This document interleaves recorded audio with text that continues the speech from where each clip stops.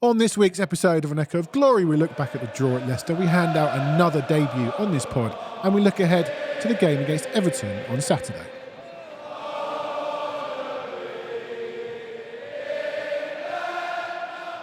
Welcome to another episode of An Echo of Glory. It's our first episode after the season has started.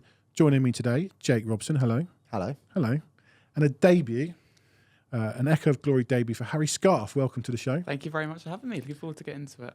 Jake, He's polite, isn't he? he's nice, isn't he? God, he can come in. Not like that other guy that normally sits there. Name names. Gary Diamond. Gary who? Yeah, Gary. He's also fresh-faced, isn't he? Very fresh-faced. You are now not the freshest-faced member of the Echo of Neither Glory are you. team. I never was.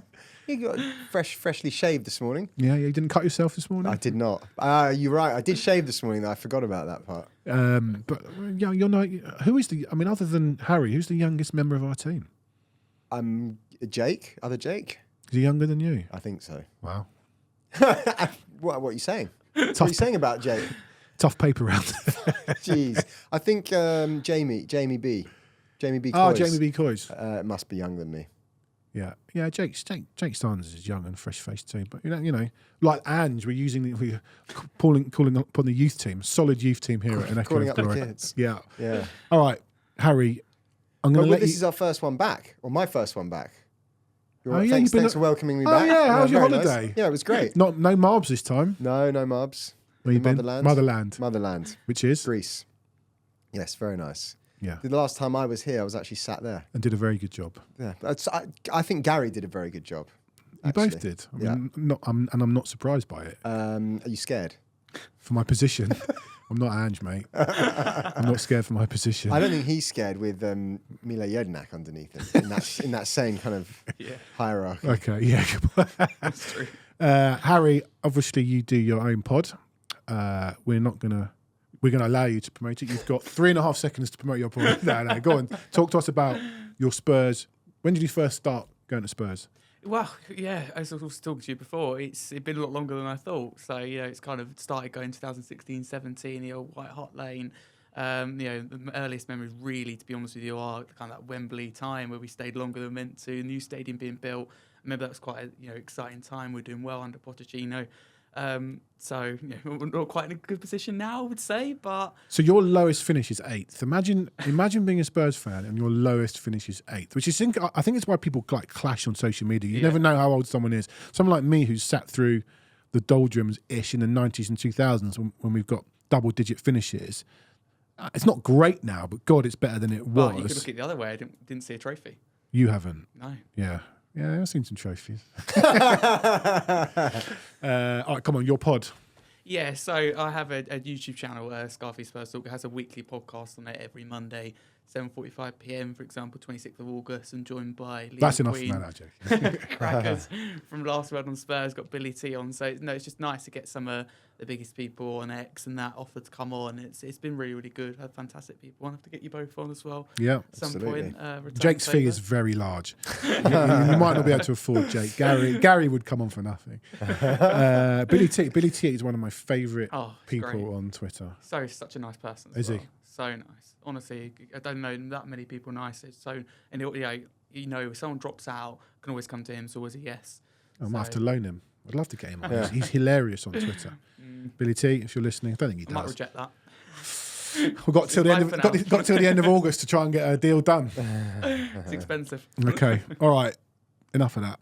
Let's go straight in with this football club. Club news. We're going to come to last night's Leicester. I'm not going to call it a debacle, but game.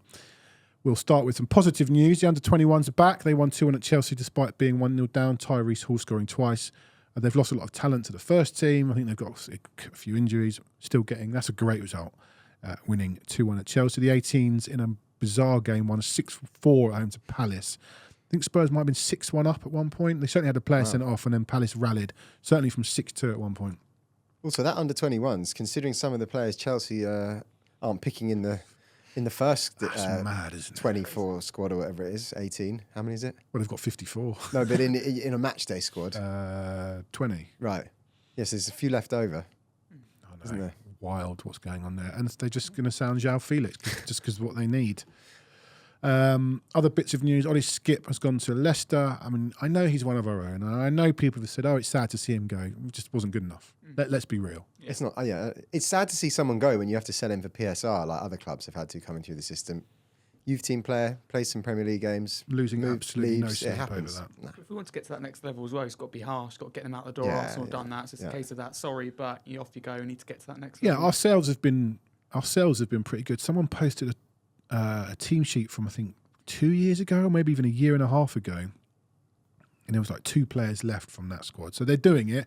Pochettino's also, I think Pochettino's what did he call it?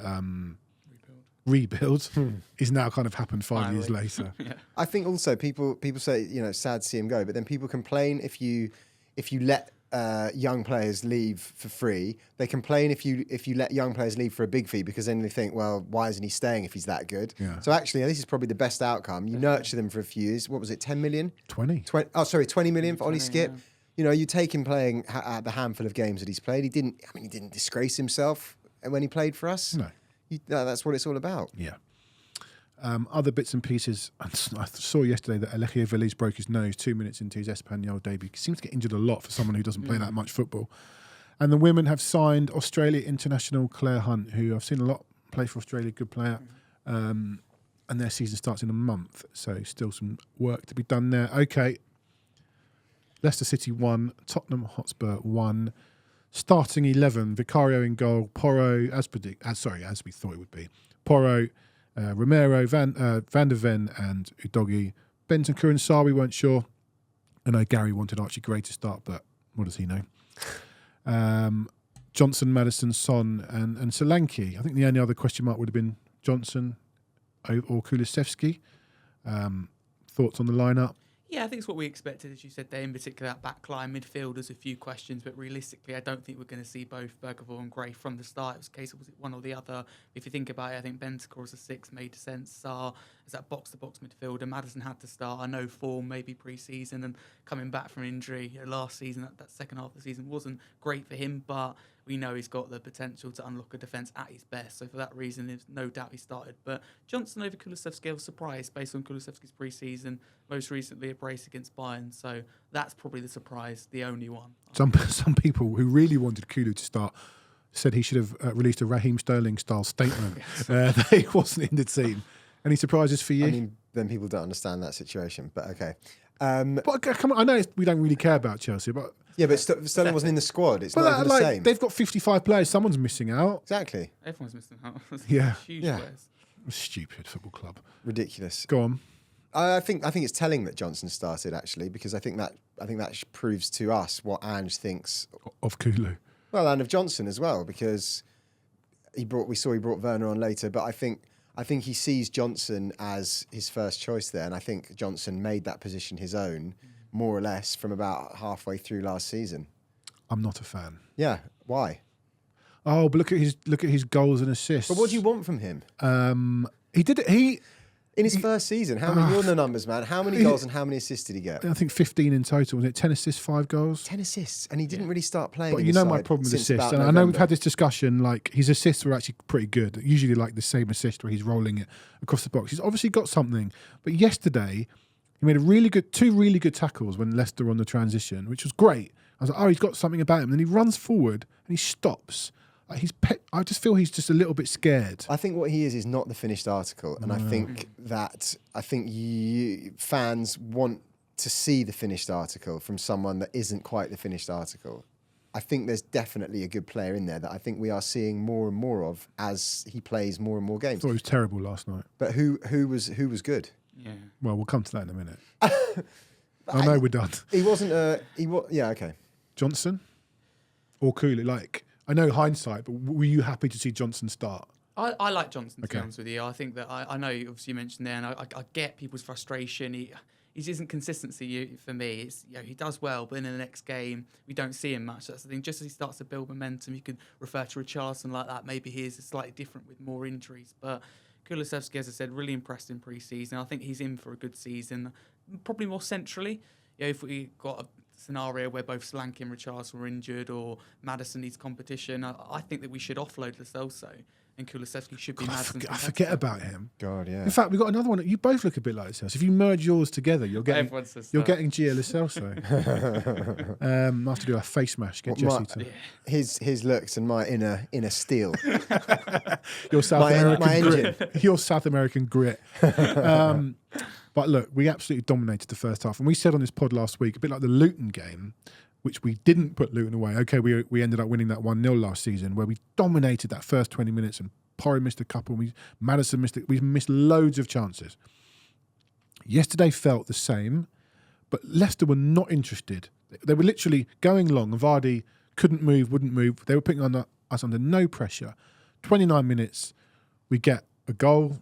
You know, Porro's got, I think, 3 and 4 now. Got 2 and 3 back in the last season. I'm really impressed with him. I like him. Nice goal. As our pundit, as Paul Robinson, I think, on our channel last night said, that wasn't a cross from Maddison. It was actually a pass. He meant that. He put that. He didn't just put it into an area. I think he saw Porro and a great ball in and a lovely goal. A lovely flick off his back. He did come off his back. Didn't he? Yeah. Maddison, that's what he's capable of. That's what we talk about being in big moments. It's Leicester. It means a lot to him. He wants to do well. The atmosphere is mixed for him. And that's why he's in the team for moments like that. Whether he can do it consistently across a 38-game league season, I don't know. But for moments like that, where you're looking for that quality, you know, him, maybe Bentancur, there's not many in that Spurs team that have that quality naturally, and Maddison's one of them. That's spot on. I agree. And that's one of my issues with Maddison has been a little bit his final ball and that little bit of class. And I thought he was really good for an hour last night. He wasn't the only one who went off the boil, so I'm not going to call him out, even though Jake Sanders thought I was going to. Who, Maddison? I think it's telling when you hear pundits talk about, now you'd say what you want about whether you value the opinion of the pundits, but they are ex-footballers at the end of the day. And more often than not, maybe not last night, but in general, over the years, how much full of praise they are for James Maddison, because they can see the attributes that he has. And when he plays well, he is really, really hot, isn't he? Yeah, he wasn't a problem last night, I didn't think. First goal of the season in our last 3 seasons have come from defenders. If you've seen my tweet... I haven't. I don't read your tweets. No. Well, listen, you might just know anyway, but quiz. Who are the I know last season's. Yeah. Do you remember? No. Was it Emerson Royale? It wasn't, actually. Oh, it was Romero. Yeah. But in the season before when we played... We played South... I'd forgotten this until I looked it up. We played Southampton. On the opening day of the season? Blew them away, didn't we? No, we won 4-1 at home. Yeah. Oh. Convincing. Oh, put them away. Sorry, I thought you said played them away. But we did also... Oh, we go played behind. We did go behind. Yeah. Can you remember who scored the goal for us? Our first goal of the season. Okay. No. He's no longer with us. Well, he's alive. But he's no longer at he's at the club. Uncle Tommy. Ben Davis. Ryan Sessegnon. Oh, Ben Davis is still with the club. Oh, yeah. Ryan Sessegnon. So the first goal of the season in our last 3 seasons have been scored by defenders.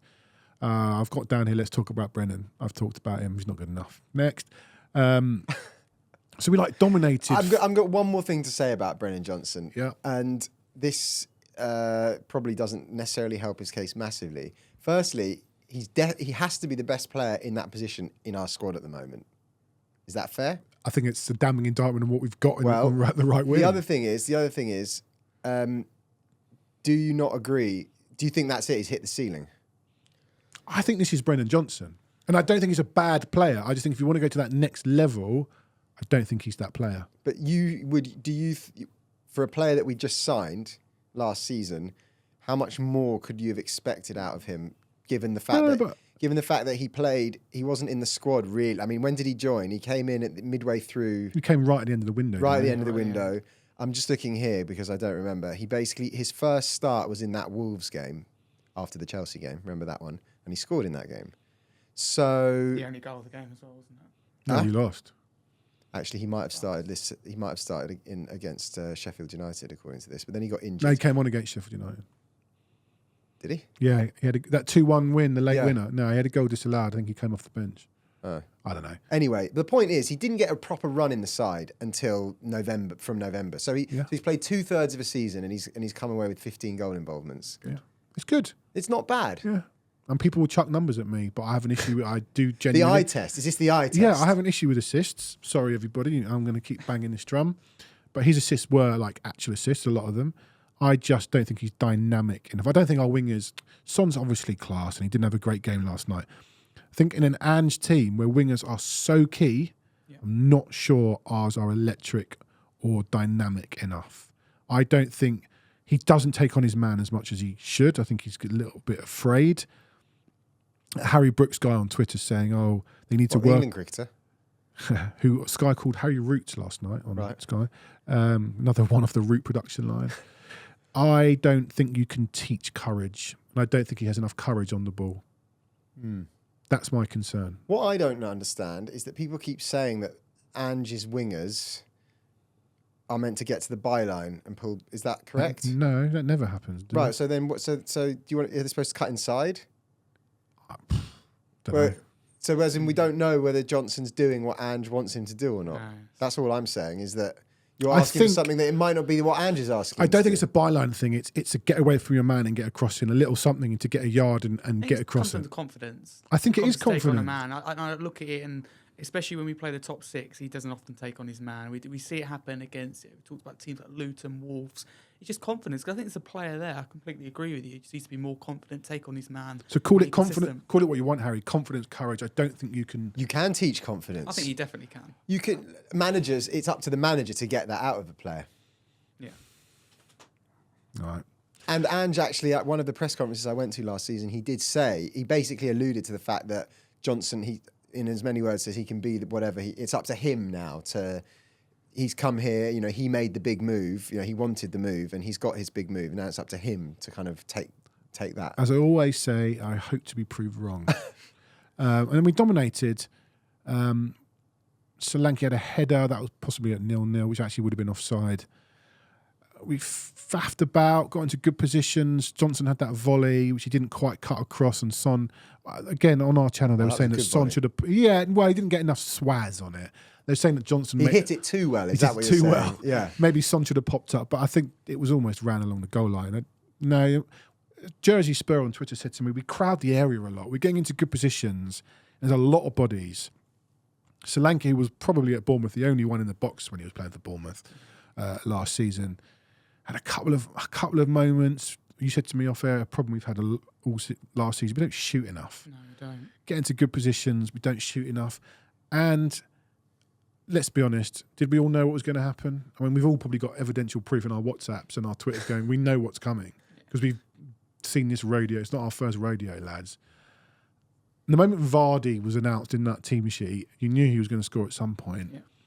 But once you get to an hour and it's still 1-0 and you're playing against, no matter who they are, I thought Leicester were terrible. But they're at home. It's only 1-0. They get a free kick, a throw, something. The crowd goes up. They clap those stupid clappers, whatever it is. You give a Premier League team an opportunity, especially Jamie Vardy. Well, it was an open goal, but yes. They're going to... Well, we've missed those before. Yeah. You're going to take it. What happened? Solanke had, I think, his best chance of the game after 56 minutes. Kane would have buried it. I know he's not Kane, but he hit it straight at the goalkeeper. And from that moment on, we only had, I think, one more shot before Richarlison's header, and that was Bergval's weak shot in about 85th minute. It wasn't like Cooper sent them out after half-time with a rocket up their arse. They did the same for the first 15 minutes of the second half, and suddenly we just went. Oh, no, what Ange said at half-time, because we don't seem to play well in two halves. I generally want to be in that dressing room at half-time. It's not the first time it's happened. We go into half-time comfortable, 1-0 up, should have been more. Okay, but you look at that situation and go, how can we get the second goal in the second half? And that's not bad enough for Vardy. We don't even mark him. That for me is just inexcusable. We know Vardy, even at his age, what he brings. He's the only whole Leicester attack. I mean, Reed, they're not going to really score or give you a threat. It's only Vardy, and not to mark him. I mean, for Romero, that's an established, really professional, trophy-winning centre back. But like Romero walks past him. What's Porro? No, the gap. It was just the gap. Porro can see it. Yeah, tell Romero to drop in. That's where the communication comes in. And that's where we want to get to that next level. Communicate. A lot of it is on Ange. There's players you have to take the responsibility. It comes to set pieces as well. Just look around you sometimes. Open your eyes. See who's free. And if I'm a defender, which I do play in my spare time, not to that level. I've played the game. Played the game, yeah. Not going to claim that. But he's so much space. You watch the attackers.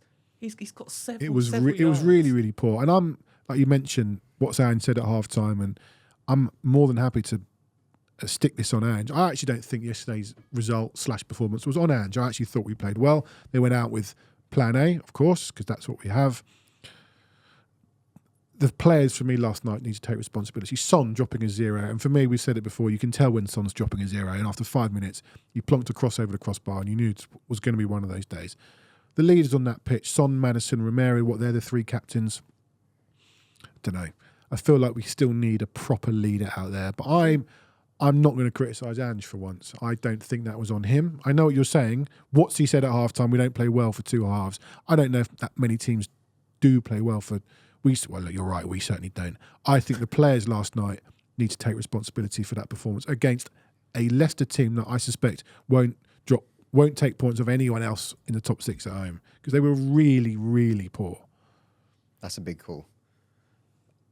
I'm here for it. I don't know though. I think you maybe undercredit the manager, Leicester's manager. Not necessarily last night, just in general. I think Leicester are a better team because of Steve Cooper than people have given them credit for. I would fancy Leicester certainly to do better in the Premier League than maybe the other 2 that have come up over the 38 games, just because of the way. If you look at how he got Forest playing, they were quite solid. I mean, last night, okay, they conceded loads of chances. Do you think that was down to him actually? Do you think he got them back in that game, or we just switched off? Yeah, I mean, I think it was a bit us. of both. But I just meant that I think Leicester. Yeah, I think Leicester could be a problem for teams at home because the way the manager will set them up. I also just think. I think some of the comments and the general mood around us after last night, I think it's a bit small time club. Like it's the first game of the season. We drew. But is it? Yeah, I feel like it's the 39th game because we've seen this before. This season. But this just makes the way the fans have carried on basically after last night. I think it makes us sound like a crisis club, like Arsenal 4 years ago, like United. Sort of now, like Chelsea, like one game. You know, if City draw a game, okay, they've got a very large body of work behind them, but they don't panic. It's not meltdown. It's not season over. But we've seen nothing change. We drew our first game last year against Brentford. We probably played better across the 90, but we did draw against Brentford. Brentford are a better team than Leicester. Yeah, and that. But it's not really the end of the world. It's not. But do you not think we put our pressure on ourselves early on? Maybe. I think so. With Newcastle and Arsenal coming up. Well, it depends. We've got Everton next week, though. Yeah. There's no guarantees in this game. But I mean, it's not a bad fixture to go into after drawing your first Premier League game away I just think we're almost a little bit behind the 8 ball already. You've got to go. We have a great. This is exactly it. With 1 draw in our opening game. I mean, no, but it's when you look at the fixture list, you look at places where you think, well, win that. And I know it's not that easy. It doesn't work like that. But it should. I wouldn't have had us down to win 8 of our first 10 last year. Of course. And last year we drew at Brentford and we went on this great run until the Chelsea game. I get that. There's no guarantees it's going to happen again. I don't think it will happen again. You look at the fixtures, we've just kind of, whether it's in November, March, or the first game of the season, we've gone to a promoted team full of injuries with a new manager and wasted it, I think. Yeah, I think that's fair. And I think, but you can always point at games over the years that we've wasted, top 4 crumblings when before we were good kind of thing. There was always a couple of fixtures. You're like, I imagine if we'd won there, or, it would be 5 points better off. But I also think, and maybe this is really defeatist, but I think ultimately, what are we aiming for this season? We'll all be happy if we finish 4th. You can, of course, we still can. You can drop a lot of points over the course of the season, but we only have yesterday to fall back on. Yeah, and 38 of the same. To go. Yeah. For me, it's not the result. At the start of the day, I would have gone, it's frustrating, but it is what it is. But it's the fact we're seeing the same thing over and over again. It's the defensive problems, not marking. But hey, we didn't concede from a corner or a set piece. We didn't, but we probably will against Everton. We nearly did. That's the thing. I also think, though, I agree with that, and it's kind of, we've seen it before, but also, are we saying that it should all be fixed by the first game in the following season, or because Ange has now had a full pre-season, should have that all been ironed out? Is that what you're saying? I'd hope so with a transfer window, pre-season, 38 games last. But how do you iron it out without playing a few games and getting into it? I don't know, maybe. That's things like zonal marking and marking out, I think, can be done overnight. Yeah. But little things, definitely. And more detailed stuff. Let's look at some positives. I thought Dominic Solanke was decent. I think he should. A lot of people didn't. I'm not one of them, but they're entitled to their opinion. You're one of them or not? No, I'm not one of them. I thought he looked mobile and quick. Did a couple of nice things in the second half. Quick feet. Yes, his finishing was a little bit off, which is obviously, I wouldn't say a worry, but that's what he's in the team for, is to stick the ball in the back of the net. I don't think we're going to be sitting here in November touch wood, going, he still hasn't I thought you were scored. about to do a cross. Not here, mate. Not here. I was touching wood. It would have been easy just to go like that. I don't think we're going to have a situation where we're still waiting, like Forlan, where we're still waiting for his first goal. I think he'll be fine. I thought he played okay. Other positives are there? Vicario. Great save. That was poor finish from Vardy. I think the command, there was a couple of times he had to come rushing out, did that header diving. I'm I thought worried. he was I'm good. not really worried about him, to be honest. Berval, when he came on, what a player he looks. Lovely player. What a player. I mean, What about that moment where Vicario absolutely laid into him? He got an awful pass. Romero passed him on the touchline with 2 Leicester players behind him. Get out of that, pal. And he gave the ball away. Yeah, all right. They nearly scored. And Vicario laid into him. And I don't know. But it frustrates me that fans are annoyed with this because we talk about not having leaders. Vicario shows some leadership. Yeah. Yells at a player. Right, and Bergwall should be given the same treatment as everyone else. He'd done well. 100%. But actually, I felt that his eye should have been at Romero for putting him on. Yeah, absolutely. It's got to be about being consistent. But that general thing that we saw that was picked up by the cameras, I mean, it might happen more off the cameras. We don't know. They're even there, but you don't see it all then. But I think we need more of that. And fans criticise it like Bergwall's a baby. He's not. You know, he's still a kid, but he's a professional footballer. Taking the paycheck. He was at Spurs. It's a big club. Crack on. I don't have a problem with that. I agree with you. I agree. I don't have an issue with him having a go at Bergwall, but actually I thought Romero. And the other thing is, I'll also give Vicario the benefit of the doubt. Maybe he knows how good a player Bergwall is, and therefore feels that he could do better. He probably should have done better, but also he can handle it, and Bergwall himself knows that he's better than that. I mean, he looks fantastic player. And also, just after he comes on, there was that little jink he did where he beat a couple of players, and then a couple of minutes later, he's giving it this to the Tottenham fans. He's just incredible. Listen, we've got a couple of injuries yesterday. Bentancur, who will probably never want to play at the King Power again. I don't know what's going to happen with him. He won't be able to play Saturday. Porro, I hope that's just a knock. He was struggling. But we then made a load of subs. We obviously had a concussion sub. And at one point I was like, then Richarlison came on, which we didn't see him come on. You just saw him lining up for a corner. So you're like, oh, he must have taken Solanke off. Then it cuts to Solanke. I'm like, I don't know who we've got on the pitch here. But the bench was great. Like, that's another positive. For us, people will argue that the squad is not ready and we needed to upgrade this and didn't do that. We'll come to that in a second. But for us, that was a great bench. And there are options, much more so than we've had in the past. But it sounds like we may have picked up 2 injuries already. But we've got Odobert who can come in. Hopefully the work permit gets sorted very soon. I'm sure it will. I want to ask you, Harry, about the squad itself and the transfers. Some people have said we needed to upgrade the first team. And I remember getting called out years ago under the Poch saying, I don't think we could improve this team. And we possibly needed to improve the squad, and we didn't do either. You can probably always improve the first team. Do you think we've done enough in the transfer window? And if we haven't, what could we have done to improve the first team? I think a number 6 is probably that. Yeah, I'd agree. I think we've had a really positive transfer window. We've got players out the door. We talked about this rebuild that Poch wants. I think it's close to complete, if not complete. We've got so many players out the door, reduced that wage bill, and we've added squad depth. That first team, I think we probably only improved it with 1 player at the moment with Solanke, and I'm a big fan of Werner, of Son, of Johnson, but before Solanke come in, I was a big advocate, if you like, of that front three. Isn't scary enough if you play against your Manchester Cities, your Arsenal. So we've seen Odobert come in, so hopefully that is another option. So maybe we could look to add depth there. Number 6, and up until last night with the injury, I would have gone Bentancur. I think that suits him. Do you? Because I don't. Actually. I think Basuma will come back in, but I like Basuma. I think he's really, really key to the system, but consistency. He didn't have that last season. Ange's system requires consistency. I wonder if Ange will have to swallow whatever this is with Bentancur out. Against Everton. I don't know how long Basuma was on the naughty step for. I definitely think that a game like Everton at home is the kind of game where you could get Gray or Bergwall to play there. Yeah. Not the kind of game where we're going to be, dominated in midfield. The kind of game where the 6 will have more time on the ball because they're not going to be pressing us high up the pitch. Obviously, further down the line, Arsenal, maybe Newcastle, then it's a different story. But I think this is one of the few games where you could actually go, especially the way that Bergwall passes the ball last night. Great. I'm not going to give any kind of, opinion on it. It was difficult, I think, the way that at the time he came on, and sometimes it goes for you, sometimes it doesn't. Burwell had a bit more space.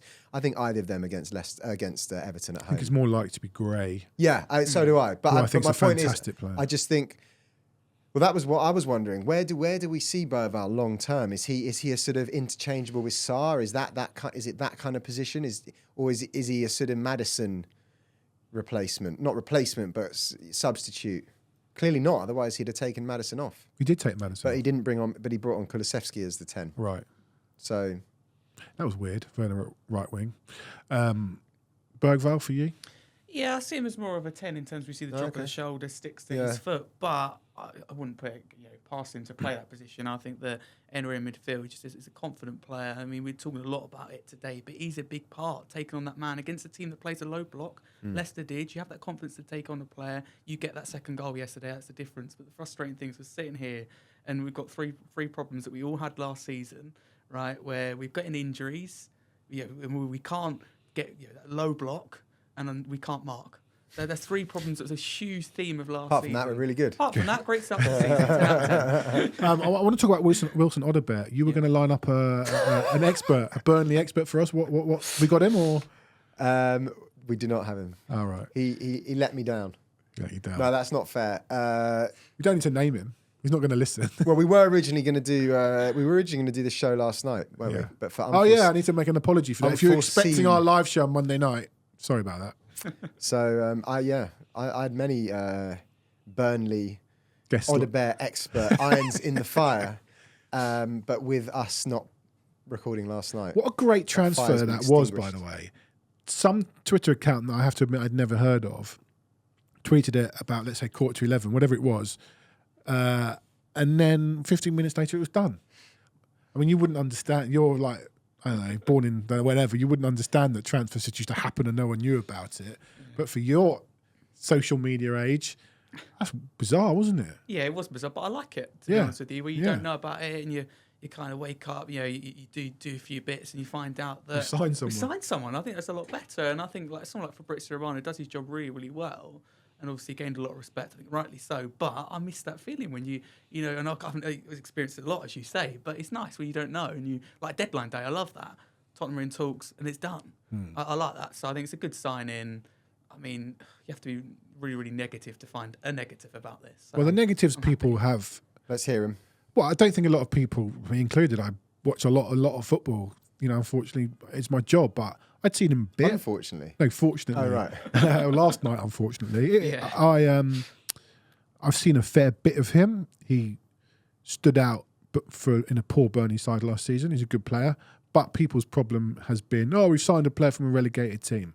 They're going on about this Doué, is it, from Lille? Oh, God, just do me a favour. Do me a favour. Do me a favour. Like, just because he's played for Burnley doesn't make him a poor player. I know we'd all love to sign top players. Unfortunately, we're not, for whatever reason we're not going to go into, we're not in that market. why are we judging a player before they put on the shirt? 100%, Harry. It doesn't matter where they come from. 100%, Harry. It's just if he's come from Real Madrid, He could and still then be... broke into the team, he'd be like, oh my Well, goodness. Emerson Royal came... There you go. He came from Barcelona. Like, we've signed poor players from top teams. So did Clement Longley.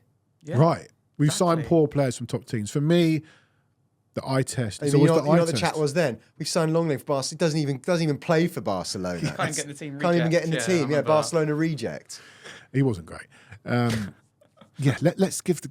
I did enjoy a tweet last night from someone whose name I forget saying... No, name him. I actually don't know. Let's good name luck, it. Good luck, Wilson Odobert. The entire future of this club is on your Oh, yeah, shoulders. no, that's fair enough. I've spoken to a few Burnley fans, someone who played for Burnley, who knows him well, who said he wants to be a 10, but his best position is probably out on the left, which is kind of like, okay, we need a right winger. We were right on the left, whether you like it or not. But, I don't know. Let's wait and see. I think in this day and age, it's incredibly naive of people to care that he's played for Burnley over the fact that he hasn't played for a bigger club. How many signings have we seen in the Premier League of players coming, not only players you've never heard of, playing for lower league clubs in other leagues lower down, and they've turned out... Where did Caicedo come from? we could do this all day. Well, N'Golo Kante came from the French third division. There you go. Where did Jamie Vardy come from? Stockbridge Park Steels and Fleetwood Town. It's so stupid. It's so stupid and short-sighted. It's a stick to beat the club with. Like I said, we're not going to go into what the club should and shouldn't be doing. That's not the kind of pod we are. But this is where we're at. We signed this guy. But I also think behind him. I think in this day and age, I think that idea that you should be spending fortunes on players from top teams, I think it's outdated because of what I've just said. You've seen that it just doesn't have to. There are plenty of top players out there that don't have to cost lots of money. It's obviously data driven. I think there was that stat going around. He had the third most successful dribbles of teenagers in Europe.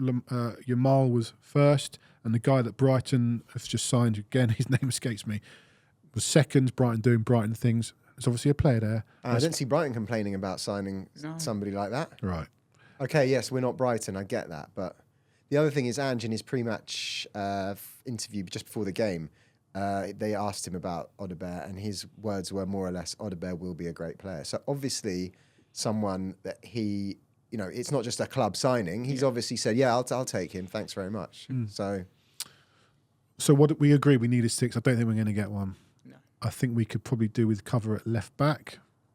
We had this discussion last week. Nothing's changed. Well, Spence looked all right last night. Didn't look out of place. Right, and we said when we're going to get injuries, I think we said Porro never gets injured. When Porro gets injured, Spence is more than happy if he played well when he came on, actually. A couple of good passes.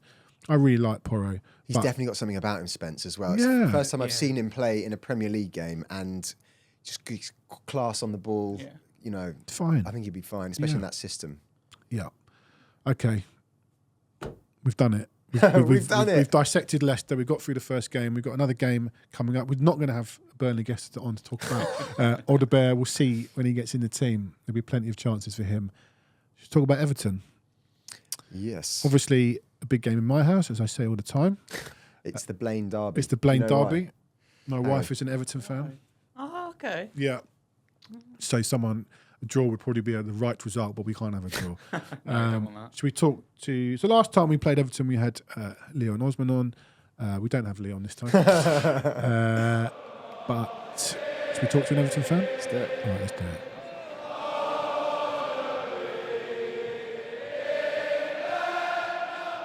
Delighted to be joined by Everton fan Phill Hayward. Phil, thanks so much for joining us. No, thanks for having me on. It's been brilliant. Thank you very much. So, listen, I say it's been a difficult start on and off the pitch for Everton. It always seems to be that way at the moment. But let's start with Saturday. Talk to us, because that really was a chastening defeat. Again, last season at Goodison Park, the last game, I suppose you want to say. Obviously, the fans always turn up loud and proud. We have a lot of fan groups who, the 1878, who were organising lots of flags and trying to make the atmosphere as special as it can be.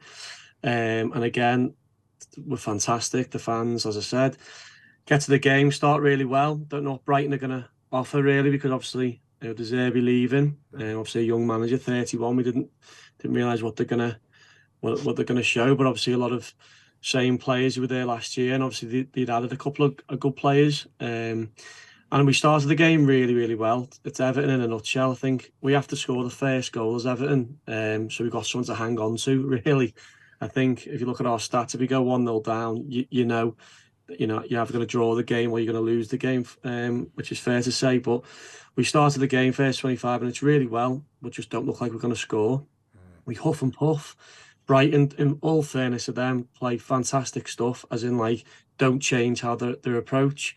Kept playing out from Steele at the back, and they must have given all 3 throw-ins away.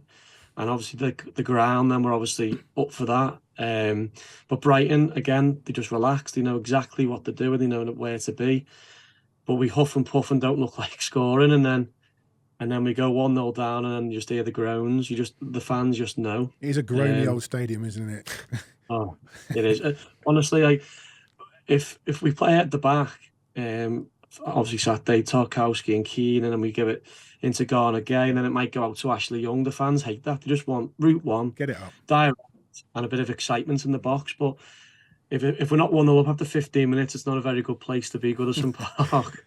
And what's it like pre-season in terms of, again, and on and off with the takeover, and obviously, like you said, a new stadium is now upon you next season. Again, a really sort of tumultuous summer.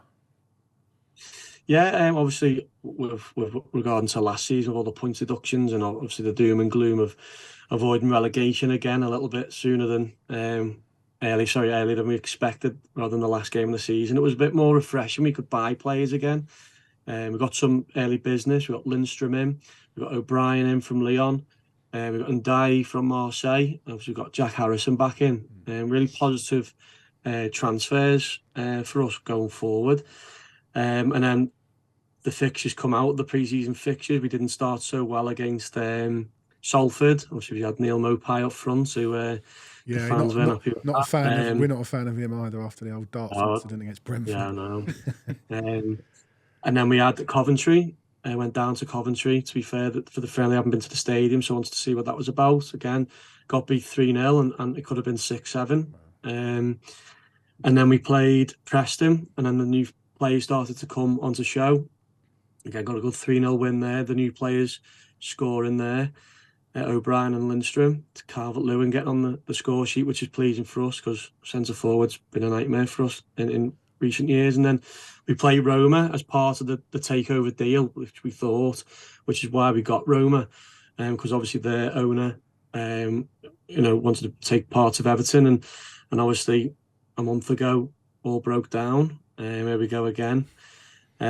Which we thought would have more problems with the stadium and points and things, and obviously we owed a lot of money out to 777, who were looking after us last year, basically paying loans off each month. We had to pay, I think it was around 22 million a month, which they were paying off, which is why we thought this new owner was going to obviously pay them off and then obviously start with us, but obviously he wasn't happy with that. And then obviously the Crystal Palace link with their American owner wanted to buy our shares, and then obviously that's gone quiet again. So it's just, again, it's like a box of rebels. You just throw them in the air. You don't know what's going to happen today with Everton. I want to ask you about Sean Dyche's comments after the game, because he was asked about fans leaving early. I think personally he didn't hold back. He commented about that. So what do you make of his comments pre-match about Goodison Park and about the general feel of Everton when things aren't going well? I think it's a great comment. It's a great question you give there, because there's been a lot of debate especially on my Twitter feed and obviously with Evertonians on certain fan sites. I'm always biased, and I get you boys are biased as well. I think we've got the best fans in the league, considering the grey clouds that have been over us for so many years. And certainly under Lampard, where we galvanised and we're doing the coach welcomes. He dismissed that, didn't want them anymore, which is fine. That's completely fine. Some managers want to stay in a hotel the night before and get a coaching together. Some managers want to, drive in individually. That's completely fine. But then the fact, we're down on obviously mistaken goals, and then he's bringing people like Holgate on. He's coming out and saying that O'Brien's not ready, although he's playing for Lyon last year. Lindstrom's not ready. He didn't have a great time at Napoli, Lindstrom, but these guys played in pre-season. That's what pre-season's for. But then he contradicted himself, because Tim Arabum, who played for Aston Villa, who we signed, a young kid, who obviously replaced him for Onana, played a fantastic game, although we got beat 3-0, but he was the only highlight. He's only a young kid and he's never played in the Premier League as much before. So he kind of contradicted his comments. But the fans, again, like I said earlier, they come in the numbers week in, week out. You'll see on Saturday, we'll have a full away end everywhere we go. Ticket prices, obviously, which is obviously set at £30, but obviously coach prices, train prices, obviously a few drinks, food, people stay over in hotels, and we'll still be there in our full voices. And it's just personnel, the fact that he's sticking with people like Holgate, who's basically robbing our club, really. He's basically, for you guys who may not know, he's now on 75 grand. He got a pay rise for his longevity for being at Everton, not for what he's done at Everton, which is why we had to get rid of him last year on loan at Southampton. Again, he couldn't went there. He actually went to Sheffield United, rock bottom, worst defence ever in the Premier League, and then Southampton get promoted. So, can he start on Saturday, please? Well, that's another debate. We've got a young lad in the under-21s, which Dyche doesn't normally do. To be fair, he sticks with bought Nathan Patterson, but he'd rather play Seamus Coleman and Ashley Young in what he knows, a bit of experience. Obviously, Patterson's injured, Young sent off, Coleman's injured. We've got a young lad, his name escapes me, to be fair, but they was talking about playing this young lad, but they'd probably play Holgate, knowing him. People talking about going to a back three with Michael Keane, Tarkowski, and O'Brien, or even maybe playing Mikalenko as a third centre half, left-footed. But he won't. You'll either go far at the back and stick Holgate in, or it would be a shambles, really. Be a shambles. You don't really sound like you're looking forward to the game on Saturday. I know you said you're going. What should we be expecting as Tottenham fans from Everton? As you do every year, to be fair. We'll sit back, we'll try and soak it in and try and catch you on the counter. I actually thought Everton played really well against us last year at a time when they weren't playing well. I actually thought, especially in the second half, Everton played really well. Yeah, we were lucky, to be fair. Last year we had a goal chalked off, and then we had Danjuma at the crossbar, which was like a millimetre from going in and equalising.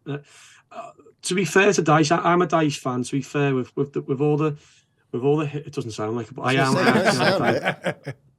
In the fact that he's maintained the club in the merry-go-round and the circus that it is, and he has assured our defence. He's got the third best defence last year, clean sheet, and we were fantastic in that respect. Obviously, Branthwaite's a huge loss to us, and I think that's still up in the air what's going to happen with him.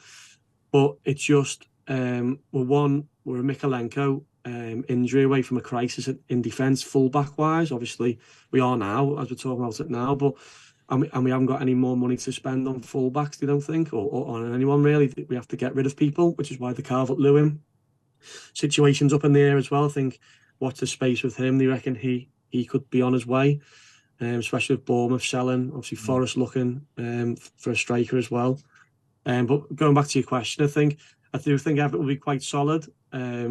You'll pack bodies in, make it go round us, cross the ball in, and we'll head it away rather than playing through us. And then we'll try and catch you on the counter attack. I think that's what we tend to do against these bigger sides in the league. So hopefully it changes the approach, and we do see a Lindstrom, or we do see maybe a Harrison out wide rather than playing as a wing back. I can envisage that on Saturday as well. Right wing back Harrison. Lindstrom's a good player. He played against us for Eintracht in the Champions League a few years ago, and actually tore us apart for about an hour. And as you said, it didn't quite work out for him at Napoli. So I just want to come away from the football quickly before I get your prediction for the weekend. Some amazing charity work you've been doing. 10K each day for a year you've already done, and now you're doing 10K barefoot for a day. For a year, is that correct? Yeah, so 2020, obviously lockdown and things. I was doing a lot for the Mind charity, so for mental health and suicide prevention. So I decided to do 10K a day for a year, no days off, and obviously it was all progressed through Twitter, Facebook, and Instagram, and raised 25,000 for the Mind charity. Wow. And obviously, just for men to talk and for young children to talk, because obviously, as four men here, some of us don't open up and things like that, especially football fans. It's not great to do that. So obviously breaking the stigma for that. And then obviously my body recovering. My granddad's 9 years into Alzheimer's. It's been a very long process. We were only a small family, so I decided to do something for him because he's not in a good place at all, to be fair. And I just thought, what can I do that can maybe spread this awareness? So I decided to do it again, but obviously in bare feet. Logistically, didn't think it over. Obviously, one reason why I'm not looking forward to Tottenham is because I've got to do it at 4:30 in the morning on Saturday morning before I come down to Tottenham, because just in case the coach breaks down or something on the way back, or obviously our coach leaves at 8 o'clock Saturday morning, so the time we get back, I want to make sure it's done, obviously, before that I do get back, and if I don't get back. So it's for Alzheimer's Society. Same thing, 10K a day for a year, on day 38. So it's, logistically, I've got a plan, obviously, when the clocks go forward again. My job, I'm a PE teacher, so try and do it on my lunch breaks or after work or before work. 10K on your lunch break? I don't reckon I do 10K in a week, and he's doing 10K barefoot in his lunch break. Yeah, and obviously at the time it sounded great, 10K a day, like the rhyming and things like that. But again, this time around logistically, so I can't just go out at 10 o'clock at night and stick my trainers on. Obviously, be pitch black. Obviously, we've got to think of where to go. So I've been to the beach a few times, which is quite difficult. It might not sound it, but it actually is, with the hard surface, with the ripples on the beach. I've been on concrete. Been Stanley Park opposite Everton, Liverpool. and you just get some funny looks, which I totally understand and respect that. But obviously got the t-shirts now, so I wear them so people have a chat with me and stop me whilst I'm running. And then I've been on the field and the grass a lot, so been watching out for dog muck and glass and all other things. So yeah, it's amazing. We'll stick a link to it on our Twitter feed, and we'll all give it a nudge. Before I let you go, Phil, I'm going to ask you for prediction. Sensing the mood, it might not be a win for Everton, but come on. I'm not one of them Evertonians who always says we're going to win, even though I think we're not. After what I watched you boys yesterday, to be fair, I thought you started fantastically. I thought it was going to be 3 or 4-0. So did we. The second goal, I think, and obviously Leicester. I worry about Leicester, but to be fair to them, I think they came out second half and stretched you a little bit. But I love to take a point right now. But I can't be honest. I would say 3-1. 3-1 Tottenham. We'll take that one. Yeah. We'll take it. You can come again. Yeah, you can come again. Everton, we do have this bizarre record over Everton. We don't lose many, but I don't want to touch wood. Phil, listen, really great to talk to you. Enjoy the game on Saturday, whatever the outcome. And like I say, amazing work on the charity, and we'll give it a nudge. Thanks so much for joining us, and hopefully we'll speak to you soon. Oh, thank you very much. Thank you for asking me to come on. Thanks. Cheers, Phil. Cheers. Thank you.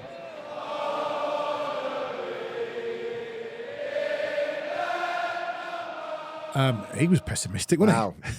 He fits in well on this podcast, doesn't he? But Spurs and Everton have always, for me, been very similar clubs. We've moved on. We've moved beyond Everton. Like I think Spurs, Everton, and Villa were in this cluster of like teams that were always just trying to break in. And Villa have been down. Everton have nearly been down. We sort of moved on. Villa have closed the gap. Everton have just sort of been left behind out of the old classic clubs. Literally left behind at Goodison Park. Yeah, well, one more to go. One more.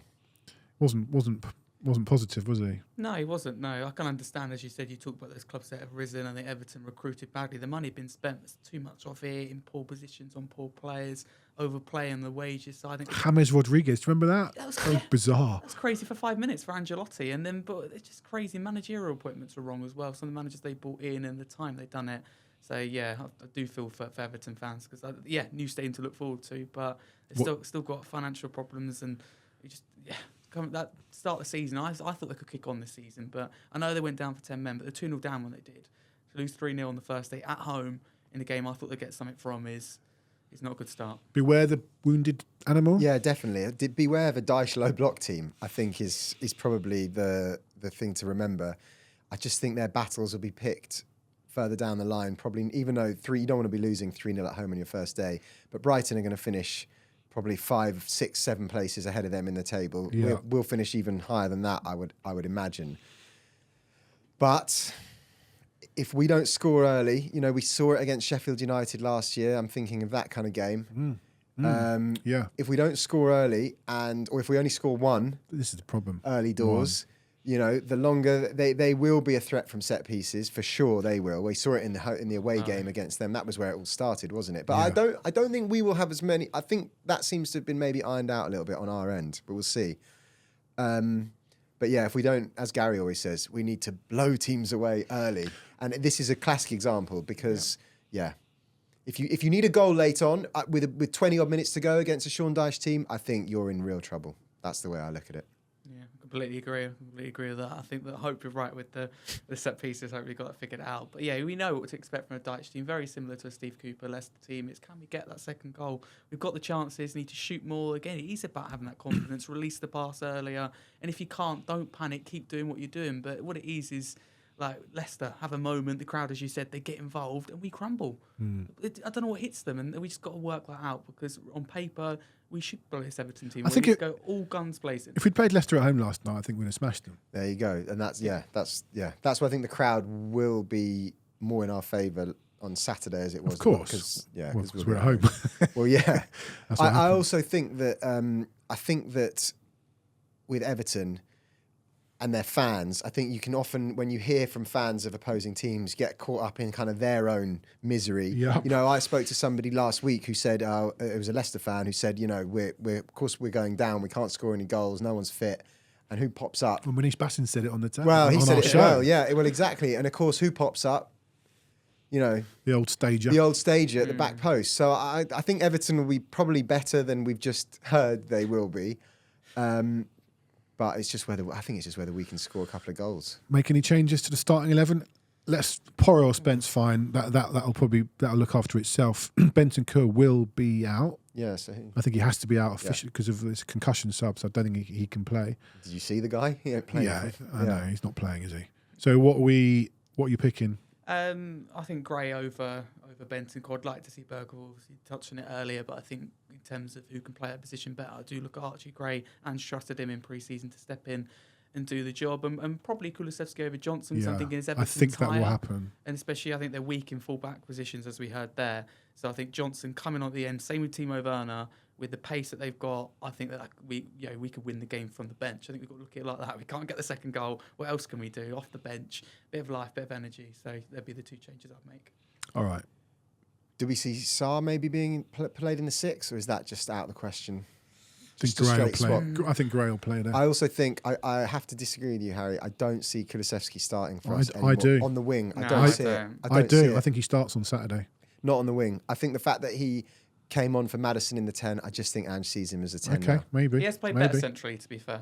I just think with the options we now have, I don't see it. I think I just think that story's over, especially starting and getting a Premier League game. Because if he's not going to start Johnson, is he not just going to play Werner, Odobert, Son? I mean, there's so many more options now, I think. Son on the right now. No, but do you see what I mean? There are those options there.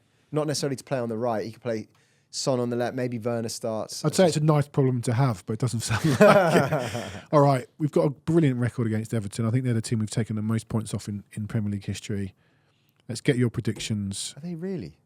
But that's also don't trust all the stats you read, because we've probably played them more than anyone else apart from Arsenal, United. We've got a great City up there. I think it's those two. Go on, prediction, please. 3-1 4-2 to Spurs. Tottenham. By the way, I said 4-2 last night. I've got the wobbles, boys. you think Really? we'll concede twice against Everton? No. I said last night. Oh, I said last we'd win night, 4-2. okay. I don't. I've got the wobbles. I'm going to go with the draw. Doesn't sound like I think beware the wounded animal. Yeah, and I think listening to Phil, I think they've got a couple of players they could bring in that they will bring in at the weekend. There's no Ashley Young, which is probably a godsend for them. I'm really looking forward to it. I'm going with my son. Can't wait to get back to the stadium. Is anyone else a really bad watch? Like, I'm fine when I'm at Spurs. I don't get nervous even in the Arsenal big games at the stadium. I'm awful watching Neck it on oil the will do telly. that to you. The neck oil. I'm awful watching on the telly. On the telly or at the stadium. Yeah, on the telly at home. I have to go stand up and I agree with you. I think it's worse at home. I don't know what it is. At the stadium on the way there, yes, but when you're there, I think it's because you can see everything and you can get a view of a much better feel of the game. Last night, even at work, I was like, don't know. I've become worse, I have to say, watching at home. Yeah, not. Much rather be in the stadium. I'm going to predict a draw, and you can all have a go at me in the comments. It could be a draw, but I'm not going to predict it. I assume 1-1, not 2-2, right? Yeah. Or 0-0. No, it's not going to be 0-0. I think I'll log out of X if we draw the game. We haven't drawn 0-0 in a league game at the new stadium. Yeah, that's not going to happen. So you reckon 1-0? I'll say 3-1, but I reckon, I wouldn't be surprised if we draw. And then what? Then what are we saying? What are the Tottenham fans going to be saying? Ange out, sack the board.